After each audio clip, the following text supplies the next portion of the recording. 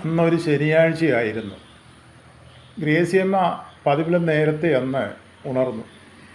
കാരണം രാവിലെ പള്ളിയിൽ പോകണം. എല്ലാ ശനിയാഴ്ചയും രാവിലെ ഗ്രേസിയമ്മ പള്ളിയിൽ പോകും. പള്ളിയിൽ പോയി കുർബാന കണ്ട് മടങ്ങി വരും. പിന്നെ വീട്ടിലെ ജോലികളൊക്കെയും ചെയ്യും. ഇന്ന് പ്രത്യേകിച്ച് ഗ്രേസിയമ്മയ്ക്ക് സന്തോഷമുള്ള ഒരു ദിവസമാണ്. തൻ്റെ മകന് തൻ്റെ പഠനശാലയിൽ നിന്നും ഇന്ന് അവധിക്ക് വരികയാണ്. അപ്പോൾ അത് ഗ്രേസിയമ്മയ്ക്ക് വലിയ സന്തോഷമാണ്. കാരണം ഗ്രേസിയമ്മയ്ക്ക് ഈ ഒരു മകൻ മാത്രമേ ഉള്ളൂ, ജോസ്. ആ മകൻ്റെ പേര് ജോസ് എന്നാണ്. ഗ്രേസിയമ്മയുടെ വലിയൊരു ആഗ്രഹമായിരുന്നു മകൻ വക്കീലാകണമെന്ന്. അപ്പോൾ ഗ്രേസിയമ്മയുടെ ഭർത്താവാകുന്ന ഈ ജോസിൻ്റെ അപ്പച്ചനും അതുതന്നെയായിരുന്നു ആഗ്രഹം. മകനെ ഒരു വക്കീലാക്കണമെന്നുള്ളൊരു ആഗ്രഹമായിരുന്നു. ഒരു മകനല്ല ഉള്ളൂ. അവന് നല്ല ഒരു ജോലി, അല്ലെങ്കിൽ നല്ല ജോലിയിൽ കൂടി അവൻ മുന്നോട്ട് പോകണമെന്ന് ഈ അപ്പനും അമ്മയും ആഗ്രഹിച്ചിരുന്നു. അതുകൊണ്ടാണ് മകനെ വക്കീലാക്കാൻ വേണ്ടി അവർ നേരത്തെ ആഗ്രഹിച്ചു. എന്നാൽ 2 വർഷങ്ങൾക്ക് മുമ്പ് ആ അപ്പച്ചൻ മരിച്ചുപോയി.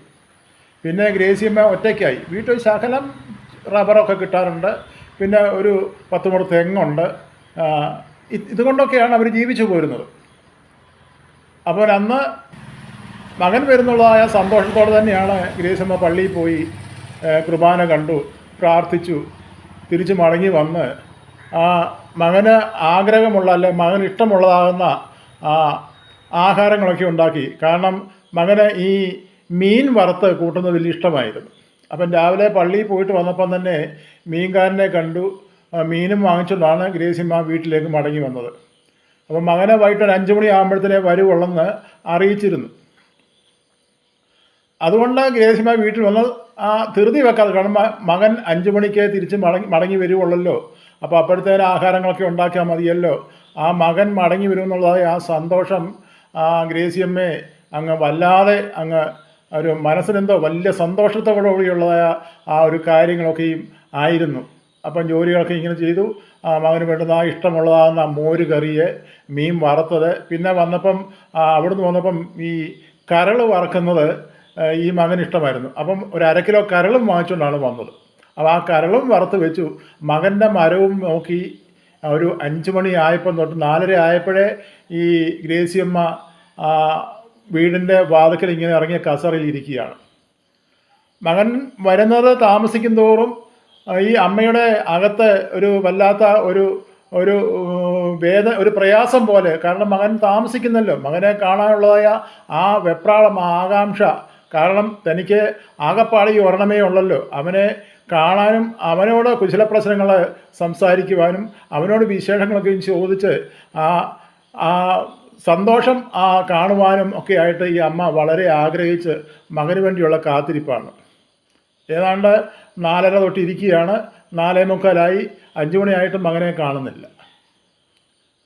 അങ്ങനെ വഴിക്കണ്ണുമായിട്ട് ഗ്രേസിയമ്മ ഇങ്ങനെ വഴിയിലേക്ക് നോക്കിയിരിക്കുകയാണ്. വാഹനങ്ങളൊക്കെ അങ്ങോട്ടും ഇങ്ങോട്ടൊക്കെ പോകുന്നുണ്ട്.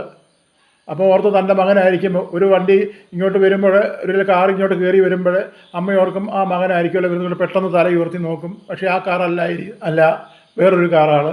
അങ്ങനെ നോക്കി ഇരുന്നിട്ടും 5 മണി 5:15 ആയിട്ടും ഈ മകൻ വരുന്നത്, ആ മകൻ്റെ വണ്ടി കാണാനോ മകൻ വരുന്നത് താമസിക്കുന്നതും കണ്ട് ഈ അമ്മയുടെ മനസ്സ് വളരെ ചഞ്ചലപ്പെട്ടുകൊണ്ടിരുന്നു.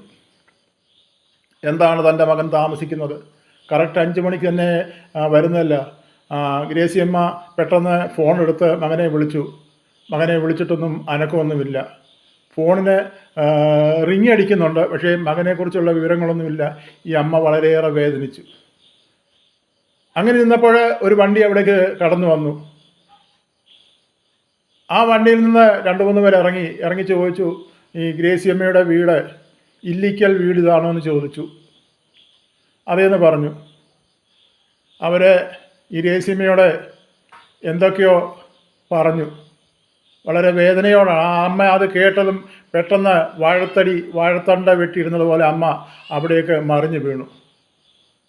പെട്ടെന്ന് ആൾക്കാരൊക്കെ ഓടിക്കൂടി എന്താ സംഭവിച്ചതെന്ന് ആർക്കും ഒന്നും അറിയത്തില്ല. അവർ പറഞ്ഞത് ഈ മകൻ വരുമ്പോൾ ആ മകൻ്റെ വണ്ടി വേറൊരു വണ്ടിയുമായിട്ട് ഇടിച്ചു. വണ്ടി ആകപ്പാടെ തകർന്ന് തരിപ്പണമായി പോയി. ആ മകൻ മരിച്ചു പോയെന്നുള്ള വാർത്തയാണ് പിന്നെ കേൾക്കുവാനെത്തുന്നത്. നോക്കണമേ ഒരു വീടിൻ്റെ അവസ്ഥ.